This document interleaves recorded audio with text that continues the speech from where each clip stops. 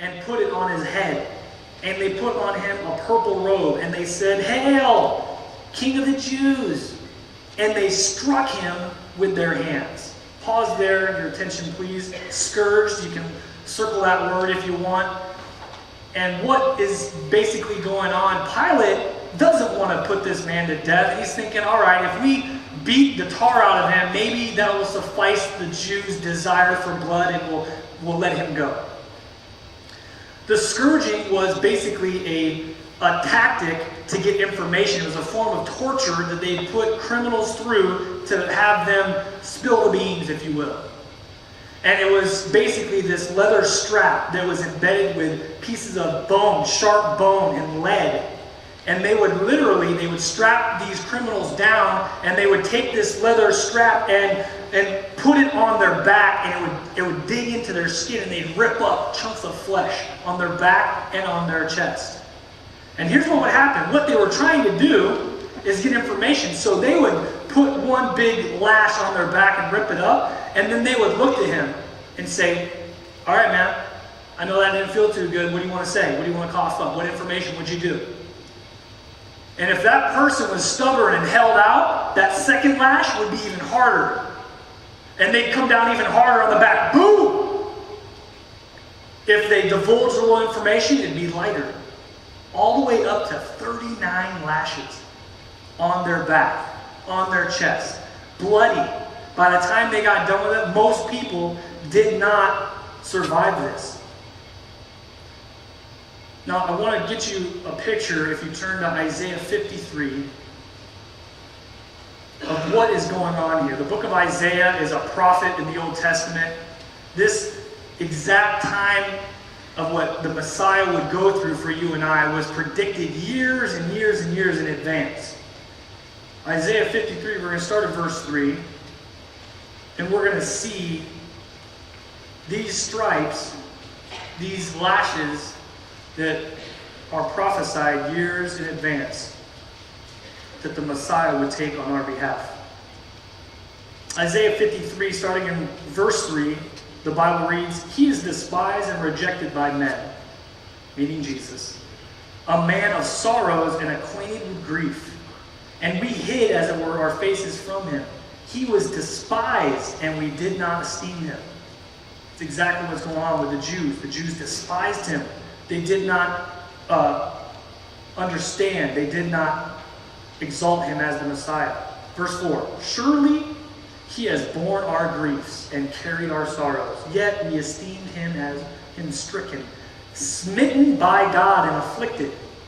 But check this out, church. "He was wounded for our transgressions. He was bruised for our iniquities. The chastisement for our peace was upon him, and by his stripes we are healed." Pause right there for a second real quick.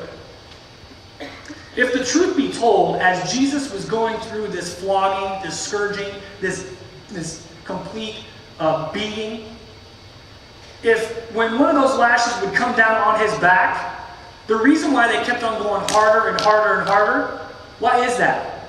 He didn't do anything wrong. He couldn't divulge any information. But if truth be told, you know what he'd be doing? That first lash would come down on him. You know what he'd say? "That's for Todd." In 2008, when he did this. And the second one would come down. Boom! That's for Denise. When she lost her cool, when she did whatever. Number 3, bam! If he really was, because you know what? He was suffering for my sin and your sin. And on and on and on. He was taking the full brunt and penalty of sin for all mankind, past, present, and future. This gives us an idea of how God feels about sin, man. And he's taking out on himself, his son, as he lays his stripes. Continue on in verse 6. All of us here, like sheep have gone astray. You know how dumb sheep are. You just fall off cliffs, and boy, that's us. "We have turned every one to his own way." No, I got it, dog. It's good. God, I don't need your word. I got it. I'm going to turn it my own way. I'll figure it out. Don't tell me what to do. I'm all man. I got to figure it out. Meanwhile, about you. That's me. And check it out. And the Lord has laid on him. On who? Thank you. On Jesus, the iniquity of us all. He took the brunt, man. He took the full brunt of our punishment that we owed. Amazing picture of love. I don't know about you as you turn back to John 19. I don't know about you. I'm going to have a hard time dying for someone that I really love. Probably my wife. Probably my kids. Maybe some of you guys. I don't know. But of all mankind. Do you know at the cross there were people flicking their nose and yelling at Jesus saying, man, if you're really God, hop off the cross. What are you doing? Do you know there's a criminal on one side that was saying, what are you doing?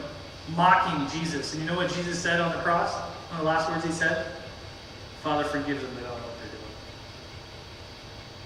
That's love. Love in the most purest form. Here it is, taking my penalty upon him. Now, back in John, we're going to hit on verse 2. It says this: the soldiers actually twisted a crown of thorns and put it on his head. Obviously mocking him as the king, right?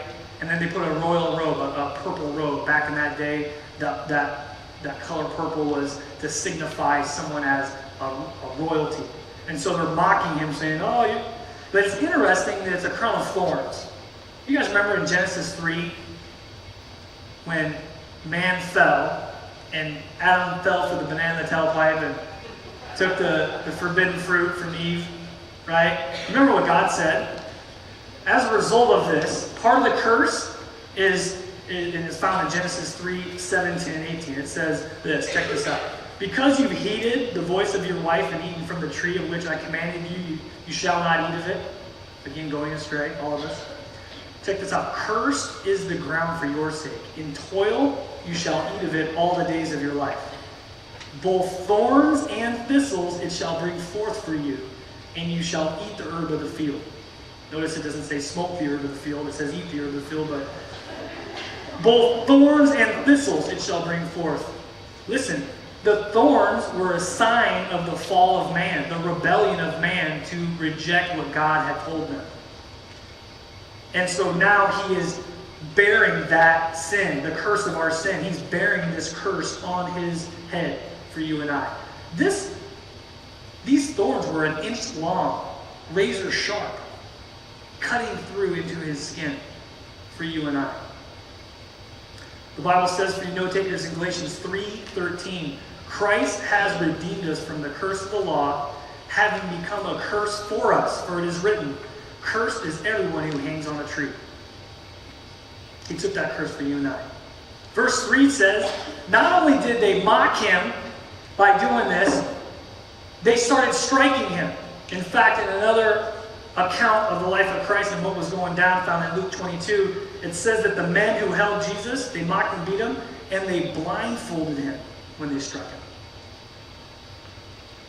Now think of that for a second. I don't know about you guys, but I've taken some beatings in my life being a quarterback.